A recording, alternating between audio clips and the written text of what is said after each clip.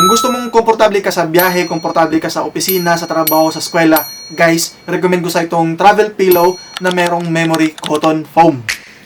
Sa mga travel pillow na katulad nito, yung usual na ginagamit nila is yung parang bulak na nilalagay sa loob, guys. Iba ito kasi memory foam yung nakalagay dito sa loob. Ganyan yung itsura niya. Hindi siya parang bulak, guys. Napakalambot nito. Tsaka guys, ayan. Ganyan yung itsura niyan sa loob. Hindi siya yung parang bulak na isa-isa, yung pa isa-isa. Kapag nilabahan mo yun, guys, maghiwa-hiwala yun, ano yun.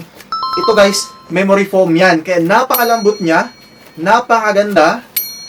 Talagang komportable, guys. Guys, bumiyahe kami ng na umuwi ako sa amin. Bumiyahe kami. Guys, 12 hours yung biyahe. So, komportable din ang biyahe namin. Kasi gamit-gamit ko to, guys. Pwede mo rin itong ilagay sa iyong likod kapag nangangalay na ang iyong likod, guys. Hindi lang to sa iyong leeg. Pwede mo rin itong ilagay sa iyong likod, guys. Ganyan siya kaganda, oh.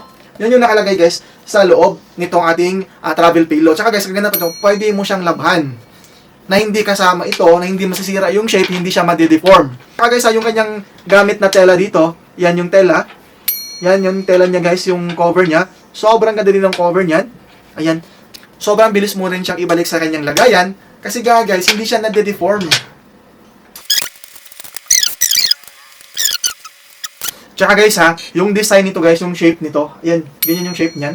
Ganyan yung shape, guys. Meron yung curves. Ayan, guys. Na akmang-akma dun sa shape ng ating katawan. Ganyan yung kanyang lock, guys. Pwede mo rin siyang tanggalin. Pinutin mo lang itong nasa ilalim. Pinutin mo lang siya. Yan. Tapos balik mo siya. Yan. Pwede mo siyang adjustan. Pinutin mo lang yung magkabila ang gilid. Ayan. Pwede mo siyang higpitan. Tsaka guys, dalawa yung binili ko nito. Isa sa akin, isa sa aking partner. Ito guys, nilalagay ko siya sa likod ko. Ayan. Para hindi mangalay sa aking likod.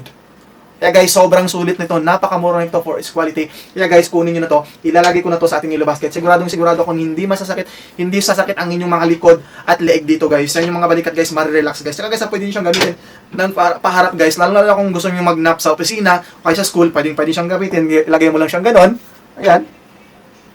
Napakadali na. Sobrang ganda nito. Napaka-convenient na dalhin kasi pwede mo lang siyang isabit sa iyong bag.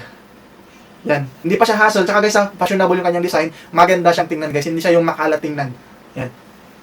Kaya ilalagay ko na lang to sa ating yellow basket. Let's go!